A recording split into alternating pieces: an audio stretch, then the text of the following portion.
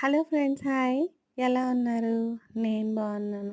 అయితే ఈరోజు మేము మార్కెట్‌కైతే వెళ్ళేసొచ్చామనమాట. అక్కడ ఫ్రెష్‌గా వంకాయలైతే కనిపించినాయి. వెంటనే ఇంటికైతే తీసుకొచ్చేసాము. వంకాయ ఫ్రై అయితే చేయమని చెప్పారు మా హస్బెండ్. ఈజీ ప్రాసెస్‌లో నేను వంకాయ ఫ్రై అయితే చేస్తున్నాను. ఆనియన్స్ ఫ్రై అయిపోయిన ఆనియన్స్, పచ్చిమిర్చి ఫ్రై చేసుకోవాలి. పోపు దినుసులు ఫ్రై అయిపోయిన తర్వాత వంకాయ ముక్కలు కూడా అందులో వేసేసి కొంచెం మగ్గిన తర్వాత సాల్ట్ అండ్ పసుపు వేసుకొని ఫ్రై చేసుకోవాలి. దానికి కావాల్సిన కారం అయితే ప్రిపేర్ చేసుకోవాలి. పల్లీలు, వెల్లుల్లి, కొంచెం జీలకర్ర మీకు తగినంత వరకు కారం వేసుకోవాలి. నేనైతే ఒక 2 స్పూన్స్ వేసుకున్నాను. మీకు కావాల్సినంత వేసుకోండి.